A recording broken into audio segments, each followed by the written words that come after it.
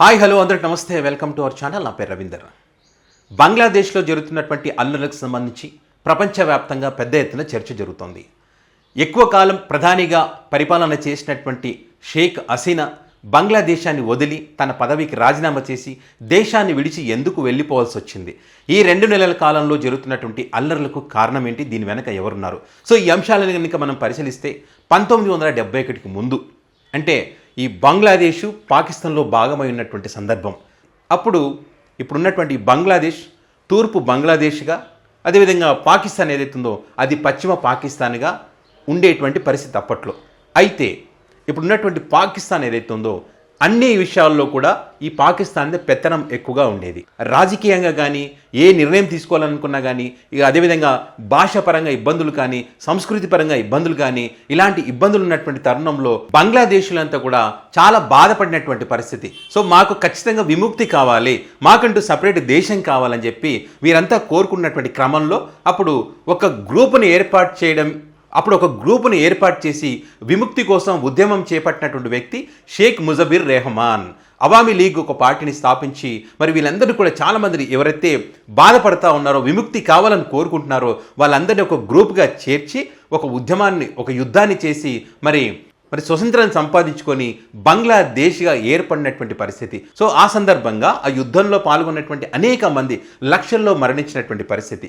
So వాళ్ళందరికీ న్యాయం జరగాలనే ఉద్దేశంతో మరి 1972 తర్వాత వీళ్ళందరికీ కూడా రిజర్వేషన్లు కల్పించే విషయంలో, అంటే ప్రభుత్వం ఏదైతే ఉద్యోగాలు కల్పిస్తుందో వాటిలో 30% రిజర్వేషన్లు కల్పించాలని చెప్పి ఒక నిర్ణయం తీసుకున్నారు.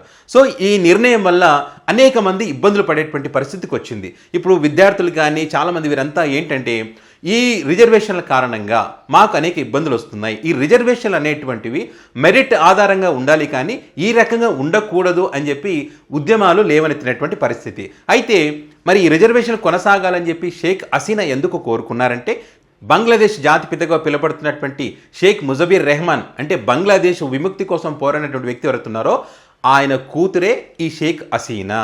కాబట్టి ఆ ఉద్యమంలో పాల్గొన్న వాళ్ళు కానీ, వాళ్ళ వారసులు కానీ వాళ్ళంతా కూడా అవామీ లీగ్ పార్టీ, ఆ పార్టీలో ఉన్నటువంటి వ్యక్తులు కాబట్టి వీళ్ళందరికీ మేలు జరుగుతుంది. వాళ్ళకి మేలు జరిగితే వీళ్ళకు బలం ఉంటుంది, వేరే పార్టీలు కూడా అధికారంలోకి రాకుండా ఉండేందుకు ఈ రకంగా వ్యవహరించారనేటువంటి విమర్శలు కూడా ఆమె మీద ఉన్నాయి. సో 2018లో అయితే మరి దీన్ని రద్దు చేస్తున్నామని చెప్పి షేక్ హసీనా ప్రభుత్వం చెప్పినటువంటి తరుణంలో మరి దీనికి సంబంధించి హైకోర్టుకు వెళ్ళడం జరిగింది. హైకోర్టు ఏం చెప్పింది?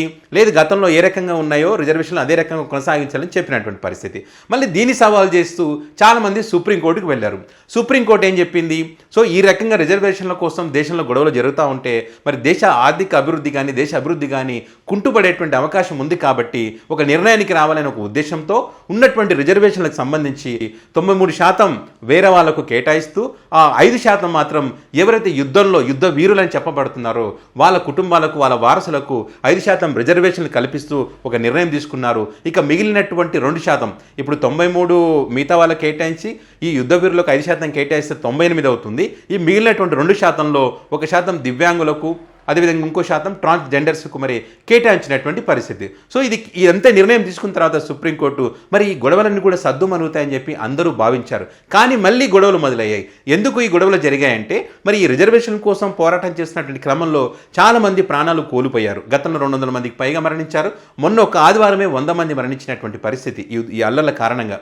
అయితే ఆ మరణించినటువంటి వారి కోసం, ఏదైతే రిజర్వేషన్ల కోసం యుద్ధం చేస్తారో, పోరాటం చేస్తారో, ఆ మరణించినటువంటి వారి కోసం మరి వాళ్ళ ప్రభుత్వం ఆదుకోవాలి, వాళ్ళకు మేలు జరగాలి, వాళ్ళని నేను చెప్పి వాళ్ళు యుద్ధం చేస్తున్నటువంటి క్రమంలో వీటికి సంబంధించి ఎవరైతే ఈ దేశ ప్రధాని షేక్ హసీనా ఉన్నారో ఆమె మాట్లాడినటువంటి వివాదాస్పదమైనటువంటి మాటలే మరి ఈ ఉద్యమం ఎక్కువ కావడానికి అవకాశం కల్పించింది.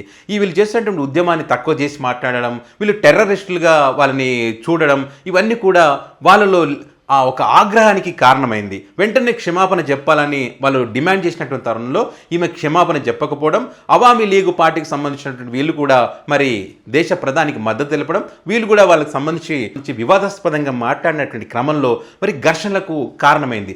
ఢాకా యూనివర్సిటీలో మొదలైనటువంటి ఈ ఉద్యమం ఏదైతే ఉందో అది దేశవ్యాప్తంగా వ్యాపించి ఇది పార్లమెంటు పైన, అదేవిధంగా దేశ ప్రధాని ఉంటున్నటువంటి ఇంటిపైన, అదేవిధంగా ఈ పార్టీ ఆఫీసుల మీద, అవామీ లీగ్ పార్టీకి సంబంధించినటువంటి కార్యాలయం కార్యాలయాలపైన, పోలీసులపైన, సినిమా హీరోలపైన దాడులు చేసినటువంటి పరిస్థితులు, ఈ కమ్యూనికేషన్ పోయినటువంటి పరిస్థితి, మొత్తం కూడా దేశం మొత్తం కూడా అల్లర్లకు కారణమైనటువంటి పరిస్థితి. ఇంత దూరం పోవడానికి కారణం ఈ దేశ ప్రధాని చేసినటువంటి వ్యాఖ్యలే అనేటువంటి అభిప్రాయాలు ఎక్కువగా వినిపిస్తున్నాయి.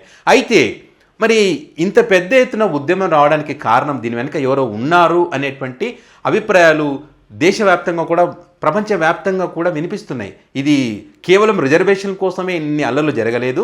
ఏదైతే ఇప్పుడున్నటువంటి బంగ్లాదేశ్ ప్రభుత్వం అయితే షేక్ హసీనా ఎవరైతే ఉన్నారో, షేక్ హసీనా మరి భారత ప్రభుత్వానికి, భారతదేశానికి మద్దతుగా నిలుస్తూ ఉన్నారు అన్ని విషయాల్లో కూడా. సో ఈ రకంగా మరి మద్దతుగా నిలవడం ఇటు చైనా కానివ్వండి, ఇటు పాకిస్తాన్ కూడా నచ్చలేదు. సో ఈ రిజర్వేషన్ల గొడవను ఆసరాగా తీసుకొని ఇక్కడ తీవ్రవాదులను అక్కడికి పంపి మరి ఈ ఘర్షణలు ఇంకా పెద్ద ఎత్తున కావడానికి ఒక కారణమయ్యారు. అందులో భాగంగానే ఇప్పుడు ఆమె రాజీనామా చేసి మరి భారతదేశంలో వచ్చినటువంటి పరిస్థితి మనం చూస్తూ ఉన్నాం. ఇక్కడ వాళ్ళకి నచ్చినటువంటి వేరే ప్రభుత్వం ఏర్పాటు కావాలి, తద్వారా ఇప్పటికే కాశ్మీర్ నుంచి ఉగ్రవాదులు భారతదేశంలోకి చొరబడడానికి అవకాశాలు ఉన్నాయని చెప్తా ఉన్నారు. అదేవిధంగా బంగ్లాదేశ్ నుంచి కూడా మరి భారతదేశంలోకి చొరబడడానికి ఒక ప్రయత్నం చేస్తూ ఉన్నారు.